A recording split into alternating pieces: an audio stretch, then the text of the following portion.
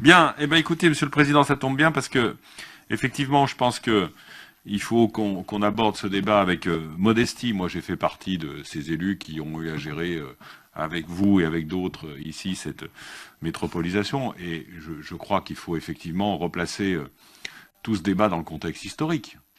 Le Sud grenoblois était contre la métropole.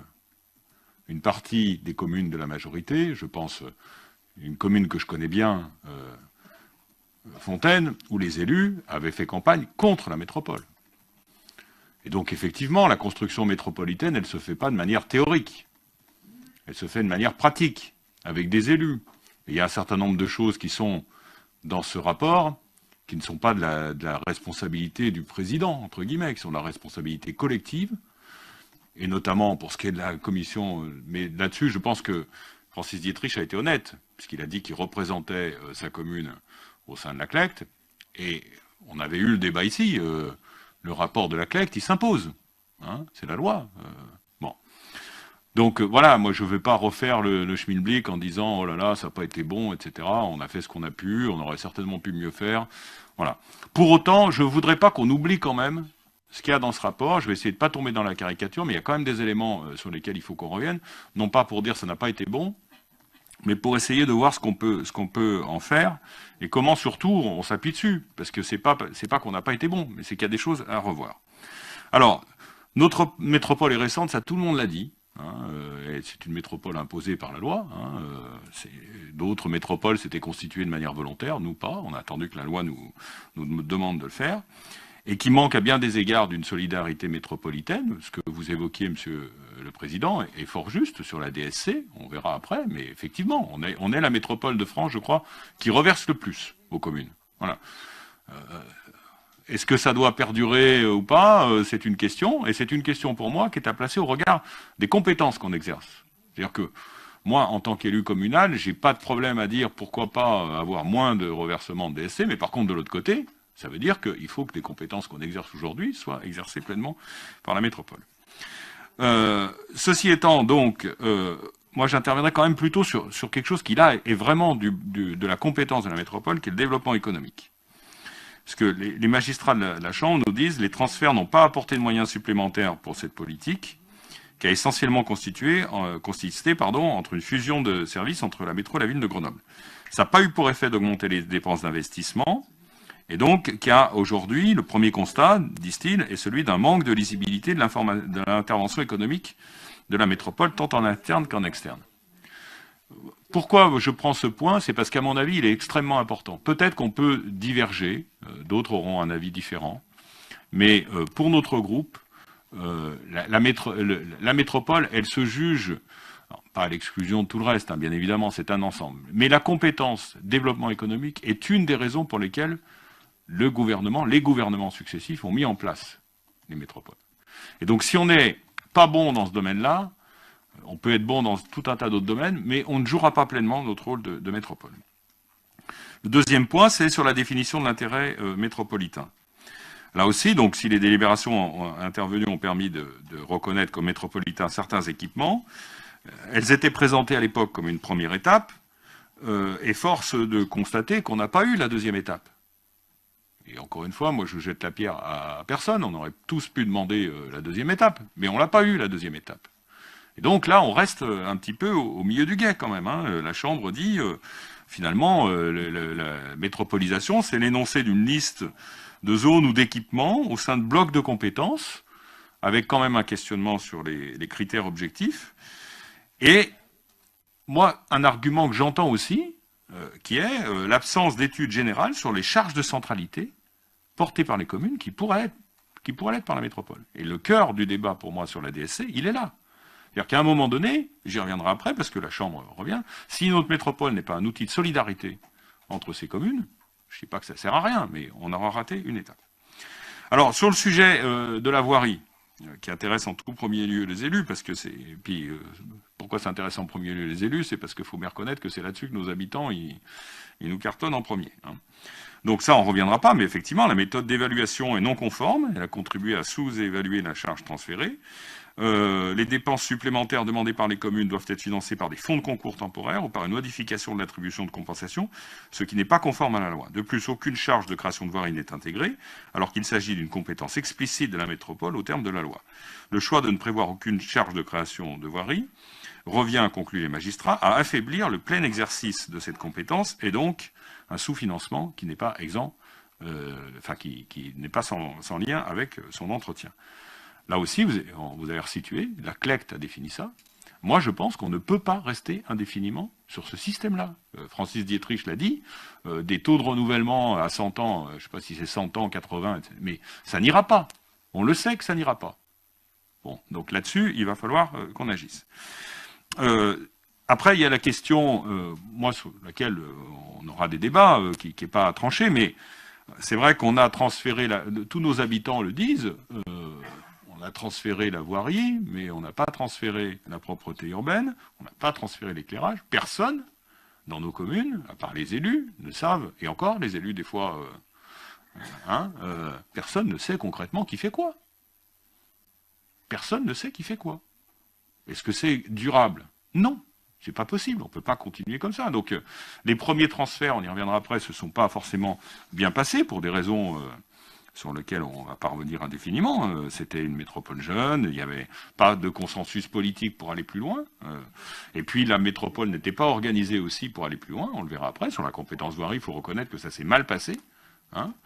Et donc, il y a aujourd'hui un blocage sur ces transferts. Mais il faudra réétudier quand même les choses, parce qu'on ne peut pas avoir d'un côté la propreté urbaine, de l'autre côté... Enfin, voilà, c'est pas gérable. Concernant le transfert de... Là, alors, plus gênant quand même, là, sur le plan politique, je vais le dire, c'est... Alors, il y en a un que j'ai pas relevé parce qu'il est fait, mais quand même, il s'est fait dans des conditions difficiles. C'est Alpexpo. Mais...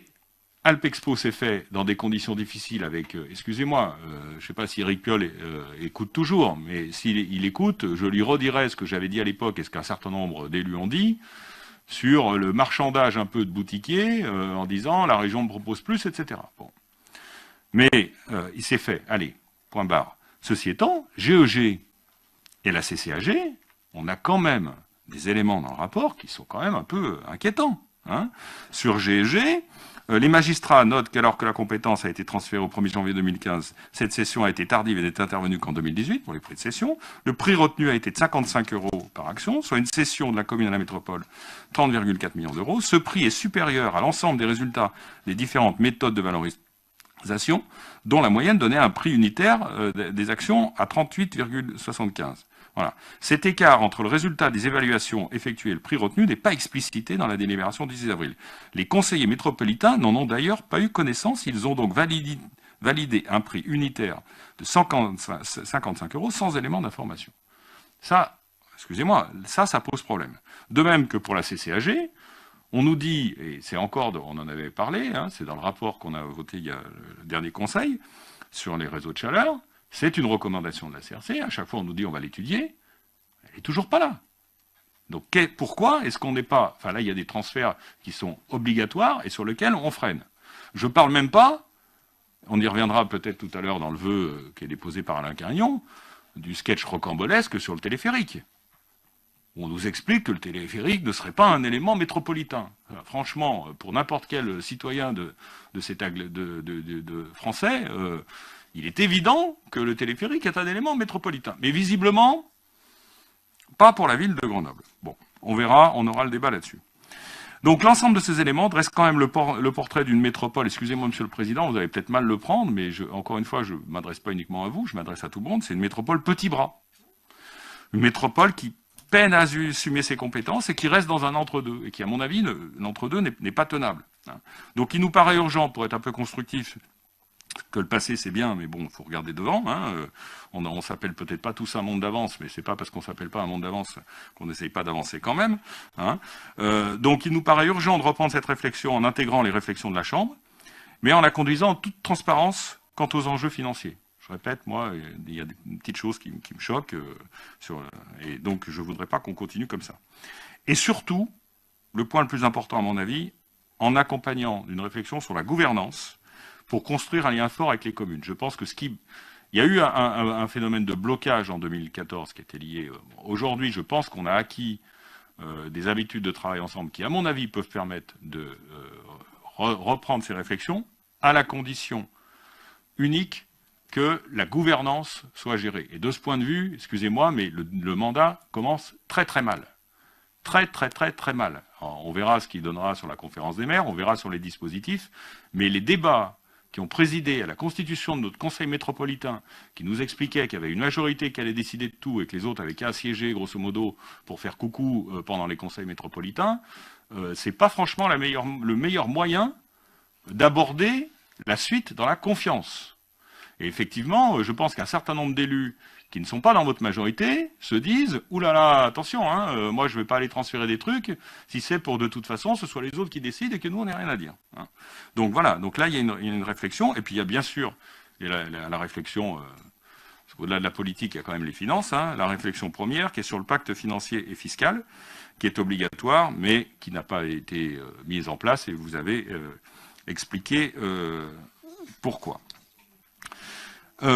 Sur la masse salariale, j'y reviendrai pas, ça a été développé par les autres. C'est quand même c'est quand même une question importante. J'ai vu votre réponse, Monsieur le Président. J'ai vu votre réponse en réponse aux observations de la Chambre. Je vous avoue qu'elles ne m'ont pas totalement convaincu et que je pense que cette progression de la masse salariale, elle est surtout liée aux difficultés en matière de mutualisation. Et moi, je pense effectivement qu'il faut que nous poussions un peu plus loin la réflexion sur les mutualisations en matière de ressources humaines, mais également dans d'autres domaines. Et ça me fait le lien avec le point suivant, qui est le siège. Parce que alors là, je suis très à l'aise sur le siège. Parce que je ne sais pas si M. Carignan avait déjà cette idée-là dans son coin, mais moi, je l'avais exprimée en séance. Et je l'avais exprimée, vous vous en souvenez, Monsieur le Président, parce que ce n'était pas la position du groupe. J'étais dans votre groupe et je n'ai pas voté comme le groupe. Moi, j'avais exprimé ce souci de dire, je ne sais pas si ce sera faisable ou pas, mais il me paraît quand même difficile de voter 80 millions d'euros sans pousser la réflexion sur les mutualisations. Je me souviens avoir parlé de la ville de Grenoble, je me souviens aussi avoir parlé du département. Donc voilà, moi je pense qu'il faut que nous reprenions cette réflexion en prenant en compte les mutualisations, et je pense aussi qu'il faut que nous la reprenions à la lumière de ce qui vient de se passer. Moi, je vais vous donner un exemple. Il se trouve que dans mon entreprise, on nous a déménagé il y a 2 ans en nous vantant les mérites de l'open space. Bon, dans une entreprise privée, quand on vous vante les mérites de l'open space, vous avez tout de suite compris, c'est pour faire des économies. Mais on nous a vendu les mérites de l'open space. Et puis l'année dernière, on a découvert que l'open space était bien beau, mais que quand il y avait une crise sanitaire, l'open space, il n'y a plus personne qui pouvait venir travailler parce qu'on se mélangeait tous. Et que si on était resté dans nos bureaux comme précédemment, on aurait pu travailler, on aurait pu être plus en présentiel, etc. Je ne pense pas, et je suis à ce titre un petit peu inquiet, alors vous nous donnerez peut-être des précisions, mais j'ai vu que vous relanciez un groupe de travail sur le nouveau siège. J'espère que c'est vraiment un groupe de travail et qu'on va prendre en compte à la fois les recommandations de la Chambre, mais aussi ce qui s'est passé pendant la crise sanitaire, et que c'est pas un truc pour nous dire simplement, bon, voilà, on est passé de 80 à 82 millions, ou etc., où on va refaire les peintures en bleu parce que le jaune, c'était pas joli. Voilà, si c'est nous participerons bien évidemment au groupe de travail sur le nouveau siège, mais il faut que ce soit vraiment un groupe de travail qui prennent en compte l'ensemble de ces éléments et qui ne soient pas simplement pour nous dire voilà, on avait voté ça l'année dernière, il faut continuer à aller dans le même sens. Voilà. Quelques éléments aussi sur là aussi qui sont très importants sur la programmation pluriannuelle des investissements, qui, bon, dit le rapport, n'ont pas fait l'objet d'une présentation et d'une validation par le Conseil métropolitain. Ça, franchement, c'est très problématique. Parce qu'il faut qu'on soit capable de gérer sur le long terme. En début de mandat, il faut qu'on ait une projection sur le mandat. Si on vote des budgets les uns après les autres, c'est pas comme ça qu'on participe dans nos communes, donc c'est pas comme ça qu'il faut qu'on fasse à la métropole.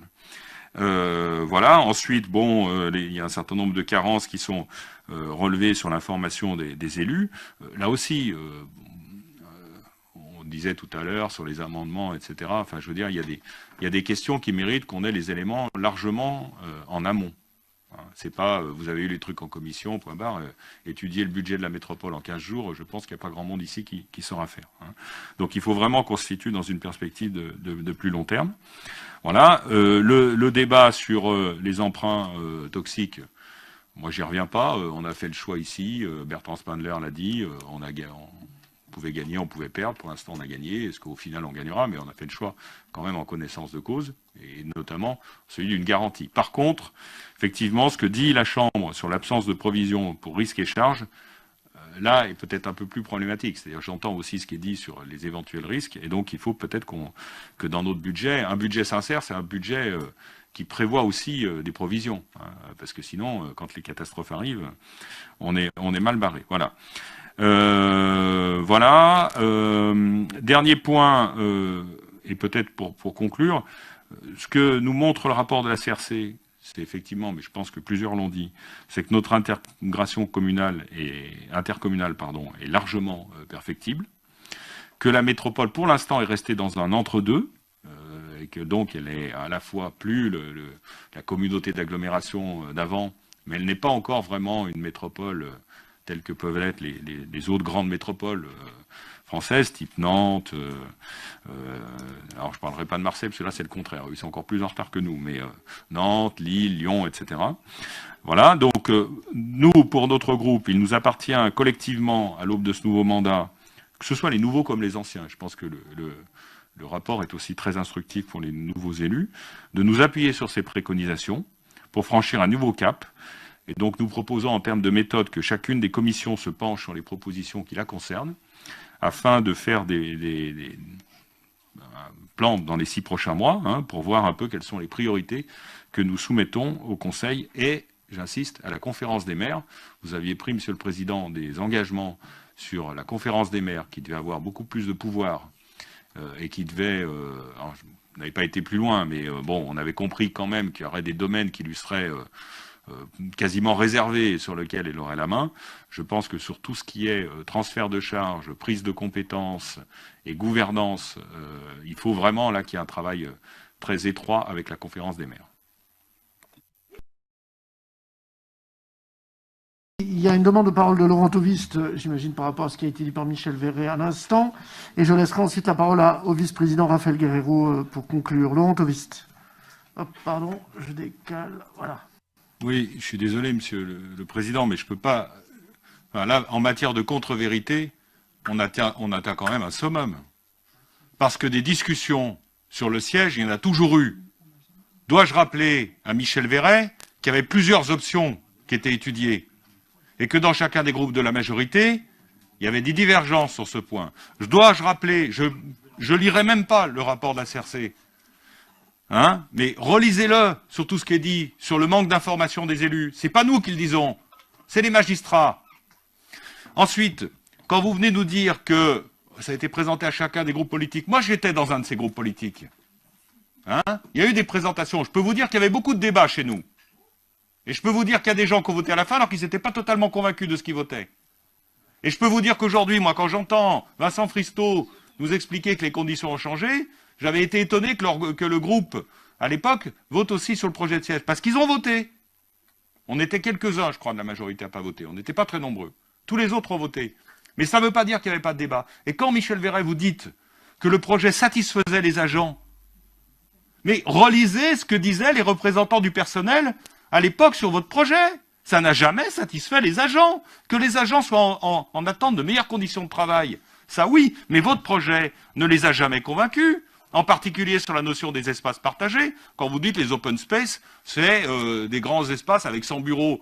Là, vous confondez avec les standards téléphoniques, etc. Mais vous avez des tas d'entreprises, Madame Verret, vous avez des tas d'entreprises où les gens travaillent en open space, c'est-à-dire sur des petits groupes de bureaux, ce sont quand même des open space. Et cette version-là était une version qui a toujours été critiquée par les agents. Et moi, ce qui m'inquiète énormément, c'est que j'avais dans le rapport, et je l'ai dit, des éléments qui quand même doivent nous interroger en tant qu'élus. Et doivent nous interroger aussi, parce que vous nous dites, on a décidé. Mais alors à quoi ils servent les nouveaux élus?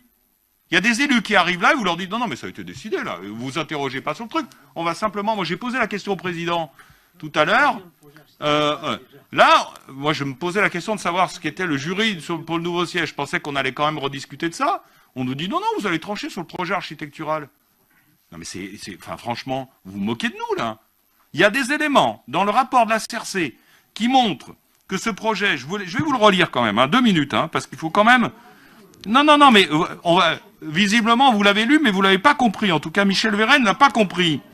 La Chambre considère... Ne vous prenez pas pour... La Chambre considère, Madame Véret... c'est bon. La Chambre considère que les élus n'ont pas été suffisamment informés lors de la délibération initiale et déplore également l'absence d'études d'impact lors de la délibération d'avril 2019. Vous voulez que je vous rappelle ce que c'est qu'une étude d'impact ? Elle juge les projections en matière de retour sur investissement incertaines et relève que compte tenu des effectifs, l'objectif initial de disposer d'une large capacité d'accueil pour le long terme, vous nous parlez de 60 ans, est mise à mal avant même le lancement du marché de maîtrise d'œuvre. Le bâtiment étant à pleine capacité avant sa conception. Il est d'ailleurs possible, indique la Chambre, qu'il soit suroccupé dès sa livraison en 2024. Et vous lisez ça, et vous nous dites, pas de problème, on continue? Mais franchement, c'est hallucinant. Moi, j'attendais. C'est l'appréciation de la CRC. J'ai essayé dans mon intervention de dire, il y a des éléments là qui sont des éléments de débat, et vous nous dites circuler, il n'y a rien à voir. C'est hallucinant. Hallucinant. Je vous dis pas circuler, il n'y a rien à voir. Soyez un peu polis. Moi, je vous respecte. Alors, essayez de baisser un peu le ton, parce que moi, si vous voulez lever le ton, je sais faire aussi. Ça, je peux vous le dire. D'accord ? Bien. Merci. Le débat aura lieu le moment venu. Effectivement, ce n'est pas un dossier nouveau, donc